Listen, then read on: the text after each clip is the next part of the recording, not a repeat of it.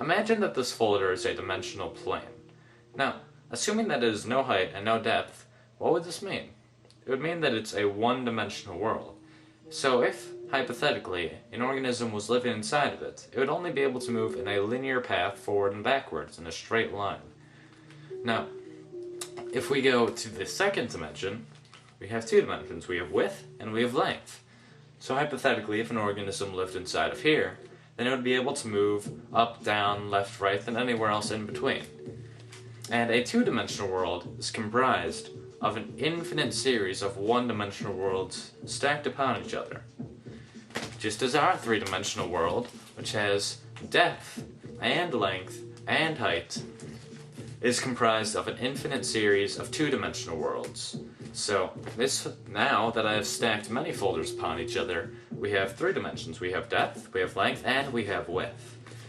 Now what happens if you keep going on from here on out? We would have a four-dimensional world, but what exactly is a fourth dimension?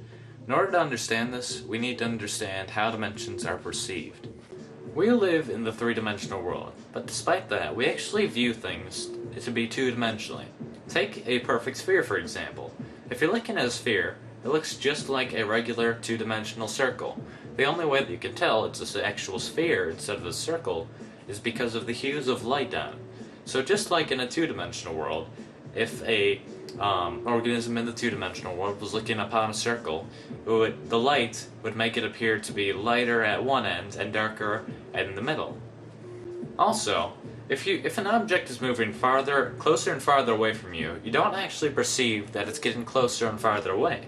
You see that it's getting smaller or larger, and then you assume that it's getting either farther away or closer. But let's say that an object was to grow in perfect equilibrium, so that it was growing at the same speed that it was shrinking as you move it farther away. Then you would not be able to tell, without any lights or if there were details on the object, that it's moving or growing at all. You may have assumed that since we perceive things to be in two dimensions, that a two-dimensional organism would see in one dimension.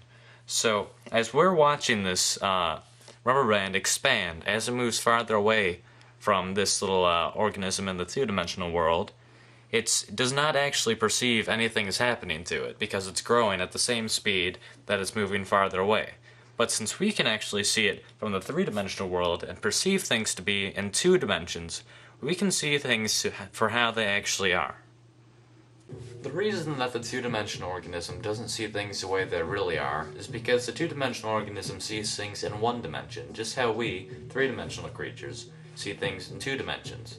So in a way, we don't really see our world the way it truly is. A four-dimensional creature, however, seeing our three-dimensional world in three dimensions, would be able to see through things. It would be able to see absolutely everything, just as we could see if there was several organisms spread along a 2D environment on your floor. You would be able to see inside houses. You would be able to see inside of people.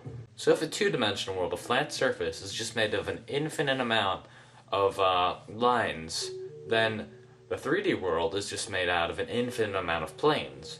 So the 4D world, logically, is made out of an infinite amount of 3D objects. Though they're not just put together like you would like building blocks. That's not how the 4D world is. That would just be 3D again.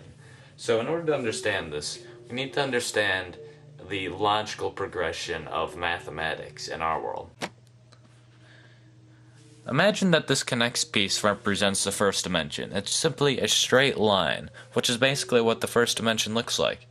And if you add 3 more of these straight lines and connect them so that adjacent sides are perpendicular and opposite sides are parallel, then you have the basic shape of the second dimension. You have a square.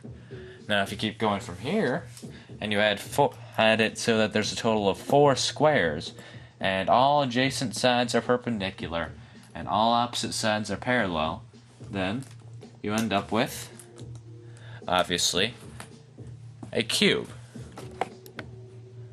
So if you tried to keep going from here, and you would have a 4-dimensional basic shape, you would have what's called a tesseract.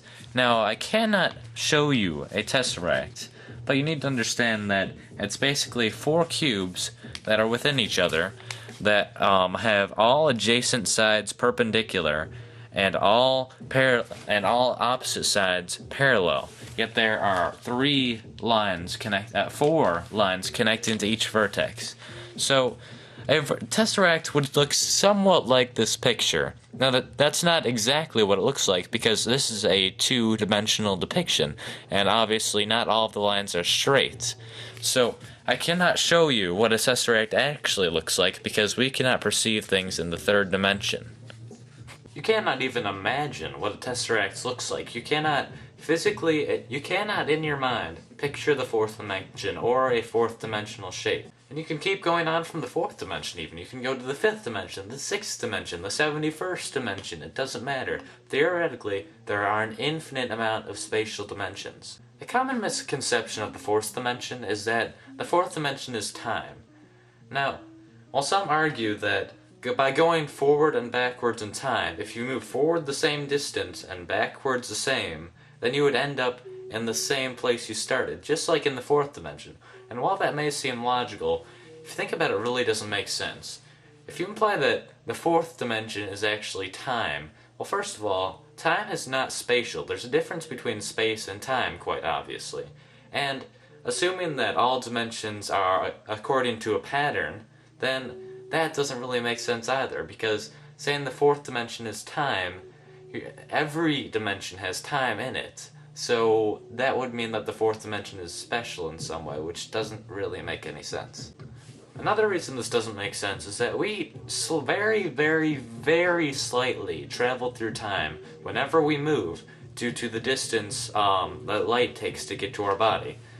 Now, if a group of astronauts were to get in a spaceship and they were to go very, very, very close to the speed of light, then they went around in this impossible, nearly the speed of light spaceship for a few months, and then afterwards they returned to Earth.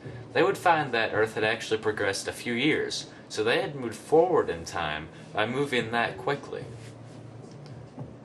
Another interesting concept involving the 4th dimension is that many physicists and even mathematicians may say that the dimensions are very, very slightly curved, because if you really think about it, nothing can be truly, absolutely infinite. So imagine that the 1st dimension, the line, is just very, very slightly curved, so that after a very long time, it will end up creating a circle. So, as suggested by many physicists, if you keep going in the same direction, then you will end up where you started after a very, very long amount of time, obviously. And the same thing would happen to the 2nd dimension. If it's just a square, and then you extend it very, very slightly in a curve, then it will eventually make a sphere, and the same thing happens in our dimension, except it will form a very, very slightly curved 3rd dimension, which will form a 4-dimensional universe, basically. So what this kind of means is that our 3-dimensional world is within a 4-dimensional world, and the 4-dimensional world is within a 5th-dimensional world, and so on.